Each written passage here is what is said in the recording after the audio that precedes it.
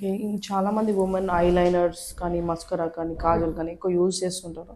దానివల్ల ఐస్‌కి ఏమైనా ఇష్యూస్ ఉంటాయా దానివల్ల? సో యాజ్ సచ్ కాజల్ల కానీ మస్కరా వల్ల ఐ ఇష్యూస్ రావు. కాకపోతే ఇది వేసుకొని మీరు సరిగ్గా క్లీన్ చేయకపోతే we see lot of patients having eye related infection. ఈ ఎస్పెషలీ ఐ లిడ్లో ఇన్ఫెక్షన్ వస్తుంది. దీన్ని మనం బ్లెఫరైటిస్ కానీ మెబోమైటిస్ అంటాం. సో ఈ ఐ లిడ్లో ఏమవుతుందంటే మనకు కంటిన్యూస్గా మనకు ఆయిల్ సెక్రేషన్ అవుతుంది. సో ఐలో ఈ కంటి నల్లగుడ్డ మీద ఒక టియర్ ఫిల్మ్ అనేది ఉంది. ఈ ఐ లిడ్ నుంచి కొంచెం ఆయిల్ సెక్రెట్ అయ్యి ఆ టియర్ ఫిల్మ్ మీద వచ్చేస్తుంది. అంటే basically what is the oil doing is it is keeping the eyes moist. So tears అనేది లోపలే ఉంచి ఐ లేయర్, ఈ ఆయిలీ లేయర్ అనేది మనకు it is protecting your tear film.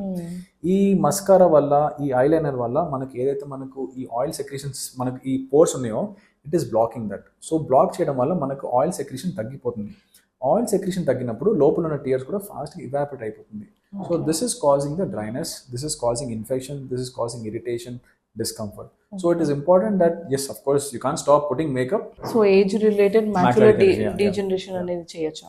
So ఇప్పుడు ఏంటంటే లెట్ us understand, ఇప్పుడు ఏజింగ్ ఉన్న వాళ్ళకి కామన్గా వచ్చే ప్రాబ్లం గురించి మనం మాట్లాడదాము. One thing I already spoke about cataract గురించి చెప్పాము, డయాబెటిక్ రెటినోపతి గురించి చెప్పాము.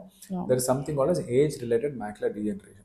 అంటే మనకు ఏంటంటే ఈ ఏజ్ వల్ల మనకి ఏంటంటే వెనకాల మ్యాక్యులా అంటే it's a part of retina. ఈ కంటి నరంలో కొంచెం వీక్ అయ్యే అవకాశం ఉంటుంది. ఇది మనకు సరిగ్గా డైట్ ఫాలో అవ్వకపోవడం వల్ల కానీ, స్మోకింగ్ వల్ల కానీ, ఏజింగ్ వల్ల మనకి ఈ మ్యాక్యులా అనేది కొంచెం వీక్ అయ్యే అవకాశం ఉంటుంది. ఈ age related macular degeneration there are 2 types. ఒకటి డ్రై ఏఆర్ఎండి అంటాం, ఇంకోటి వెట్ ఏఆర్ఎండి అంటాం.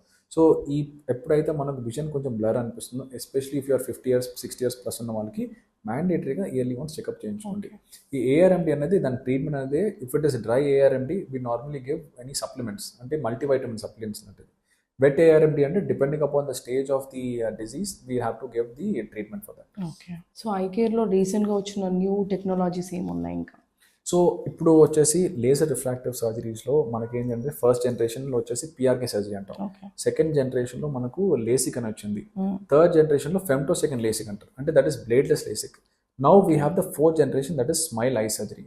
స్మైల్ అంటే it's not a dental treatment. SMILE వచ్చేసి it is small incision lenticule extraction. అంటే it is a completely bladeless, flapless and painless surgery. SMILE eye సర్జరీలో beauty ఏంటంటే, ఇప్పుడు ఇంతకుముందు లేజర్ చేసుకున్న వాళ్ళకి మోస్ట్ కామన్గా వచ్చే సైడ్ ఎఫెక్ట్ అనేది dryness. So to address that issue the SMILE surgery is coming to picture.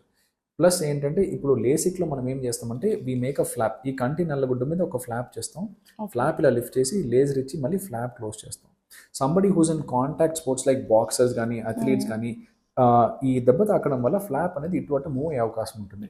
కొంతమంది కాన్స్టెంట్గా ఐ రబ్బింగ్ ఉండే అలవాటు ఉంటుంది. ఇలాంటి వాళ్ళకి వీ డోంట్ రికమెండ్ బేసిక్.